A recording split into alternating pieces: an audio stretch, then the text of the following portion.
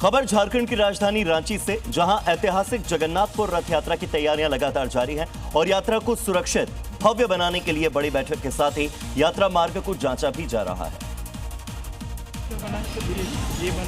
Ranchi commissioner और SP ने जगन्नाथ यात्रा मार्ग का जायजा लिया और इसके बाद बाकी विभागों के अधिकारियों के साथ बैठक की और रथ यात्रा के पूरे मार्ग को हर हाल में अतिक्रमण मुक्त कराने का निर्देश दिया। इसके साथ ही आयोजन को लेकर विशेष तैयारियां की जा रही हैं। श्रद्धालुओं को किसी तरह की परेशानी न हो, इसके लिए विशेष ध्यान रखा जा रहा है। सिक्योरिटी के लिए पूरे रथ यात्रा मार्ग और मेला क्षेत्र की CCTV से निगरानी की जाएगी। इसके साथ ही चप्पे चप्पे पर जवानों की भी तैनाती की जाएगी। ये खबर आ रही है हिमाचल प्रदेश के कुल्लू इलाके से। बादल फटने की जानकारी सामने आ रही है। हुरला नाले में भारी मात्रा में मलबा आ गया है और गड़सा खड्ड का जो जल स्तर है वो बढ़ता ही जा रहा है।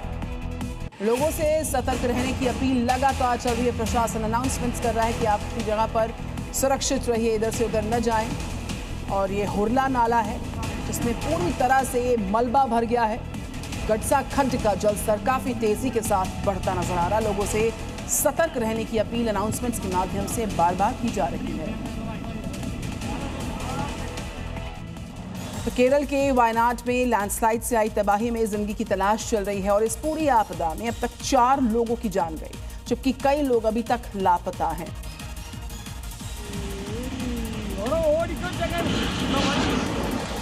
बारिश के पानी के साथ अचानक आया मलबा अपने साथ सब कुछ बहा ले गया। लोगों को अपनी जान बचाकर भागने का मौका नहीं मिला।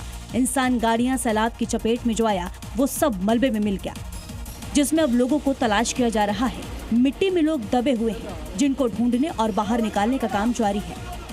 NDRF, SDRF और पुलिस लोगों के रेस्क्यू में लगी है। दरअसल हादसे की वजह टनल कंस्ट्रक्शन साइट से निकाली गई मिट्टी ढलान पर जमा थी और भारी बारिश की वजह से एक साथ नीचे बह गई। तो केरल के वायनाड में ही एक बार फिर से कुदरत ने कहर बरपाया है, जहां पर कल्लाड़ी सुरंग के पास भीषण लैंडस्लाइड हुआ। हाहाकार मच गया। लोग चीखते चिल्लाते हुए जान बचाकर यहां से भागते हुए दिखाई दिए और कुदरती आफत का यह भयावह मंजर वहां पर लगे हुए CCTV कैमरे में रिकॉर्ड हुआ। तबाही का ये मंजर देख हर किसी की रूह कांप गई। वीडियो में आप देख सकते हैं अचानक हुए लैंडस्लाइड के बाद पुलिया के इस पार से कैसे लोग चीखते चिल्लाते हुए भागते नजर आ रहे हैं। लेकिन पल भर में ही पहाड़ पर ऐसा लैंडस्लाइड हुआ कि पानी के साथ मलबे का सैलाब सड़क पर आ गया। सैलाब को जरा देखिए, कैसे एक बस को नाले में गिराया ही पुलिस पर खड़ा एक भारी भरकम टैंकर भी यहाँ पर बहता चला गया। मलबे में करीब 10 लोग दब गए हैं, जिनमें से 2 की मौत की खबर है। बाकी लोगों को मलबे से निकालकर हॉस्पिटल ले जाया गया। इधर जम्मू कश्मीर के श्रीनगर में अमरनाथ यात्रा के पहले 5 दिनों में ही तीर्थयात्रियों की संख्या 1 लाख के आंकड़े को पार कर चुकी है। बालटाल चंदनबाड़ी रूट से कुल 15,947 तीर्थयात्रियों ने पवित्र गुफा मंदिर में पूजा अर्चना की। उसके बाद कुल तीर्थयात्रियों की संख्या में काफी तेजी के साथ इजाफा दर्ज हुआ।